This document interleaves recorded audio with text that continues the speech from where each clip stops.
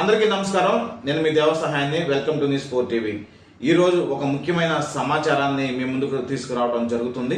అదేమిటంటే సైబర్ నేరాలు పెరిగిపోతున్నాయి. సైబర్ నేరగాళ్ళు అనేక విధాలుగా అనేక రకాలుగా ప్రజల వద్ద నుంచి డబ్బులు దోచేయడానికి ప్రయత్నం చేస్తున్నారు.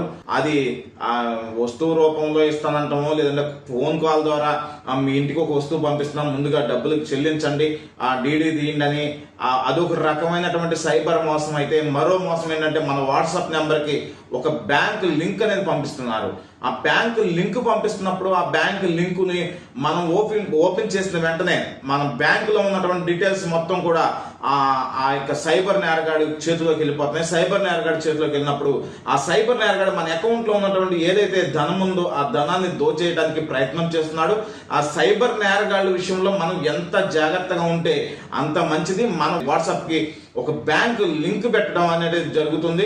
ఆ బ్యాంక్ లింక్ పెట్టినప్పుడు ఏమవుతుందంటే దాన్ని మనం అనుకోకుండా ఏదో మనకు తెలిసిన బ్యాంక్ నుంచి ఒక లింక్ వచ్చింది, అదేంటిదో అమ్మ అని భయపడుతున్నో, లేదంటే ఏదన్నా వచ్చిందా మనకని ఒక ఆందోళనకరంగా చెందో, లేదంటే ఒక సంతోషకరంగా ఏదో బ్యాంక్ లింక్ వచ్చింది ఒకసారి ఓపెన్ చేద్దామని చేసినప్పుడు మనం ఎప్పుడైతే ఆ బ్యాంక్ లింక్ ను ఓపెన్ చేస్తున్నామో ఆ బ్యాంక్ లింక్ ఓపెన్ చేసిన వెంటనే మన అకౌంట్ డీటెయిల్స్ మొత్తం కూడా ఆ సైబర్ నేరగాడి చేతిలోకి వెళ్ళిపోతున్నాయి.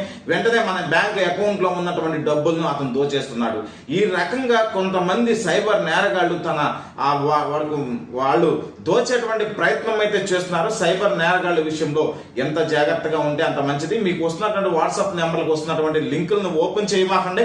లేదు ఎవరి ఫోన్ నుంచి అన్నా కానీ ఒక వాట్సాప్ నెంబర్ ద్వారా మీకు తెలిసిన నెంబర్ వాట్సాప్ మెసేజ్ పెట్టి నేను ఎమర్జెన్సీలో ఉన్నాను, నాకు అత్యవసరంగా అమౌంట్ కావాలని ఏ నెంబర్ నుంచి అన్నా వస్తే దయచేసి వాళ్ళకు ఫోన్ చేసి ఆ ఫోన్లో వాళ్ళతో మాట్లాడండి. ఫస్ట్ వాళ్ళతో మాట్లాడి నిజంగా మీరు ఆపదలో ఉన్నారా లేదా అన్న విషయం మీకు తెలిసిన వాళ్ళ ద్వారా మీరు కనుక్కోండి. అంటే ఫర్ సపోజ్ మీ అన్నయ్యో, మీ తమ్ముడో, లేదా మీకు తెలిసిన వాళ్ళో, లేదంటే మీకు కావాల్సిన ఒక ఎమ్మెల్యేనో, లేదా మీకు కావాల్సిన ఒక ఎంపీనో, లేదా మీకు కావాల్సిన ఒక జడ్పీటీసీనో, ఒక రాజకీయ నాయకుడికి సంబంధించిన నుంచో ఒక వాట్సాప్ నుంచి ఒక మెసేజ్ వచ్చింది, నేను చాలా అత్యవసరంలో ఉన్నాను, లేదా నా వెహికల్ ఇక్కడ ఇబ్బందులో ఉంది, ఒక 10,000 వేయండి, ఒక 5,000 వేయండి అని ఒక మెసేజ్ వచ్చినప్పుడు మీకు సంబంధించిన వ్యక్తికి ఒకసారి ఫోన్ చేసి నిజంగా అతను ఆపదలో ఉన్నాడా లేదా అని ఆ యొక్క సమాచారాన్ని తీసుకోండి. నిజంగా ఆపదలో ఉంటే అతనే నిజంగా నేను ఆపదలో ఉన్నా, నేనే పెట్టిందన్నప్పుడు మాత్రం ఆ అమౌంట్ వేయండి.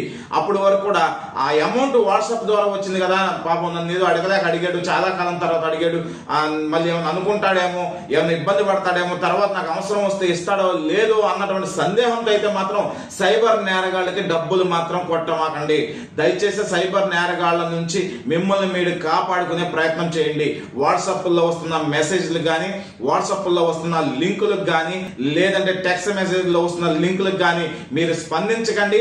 ఏదన్నా అవసరం ఉంటే బ్యాంకు నుంచి నిజంగా మీకు ఇబ్బందికరంగా టెక్స్ట్ మెసేజ్ ఏదైనా వస్తే బ్యాంకుకి వెళ్ళండి, దాన్ని కన్ఫర్మ్ చేసుకోండి. సైబర్ నేరగాల నుంచి మీరు రక్షించుకోండి. అందరికీ ధన్యవాదాలు. Thank you.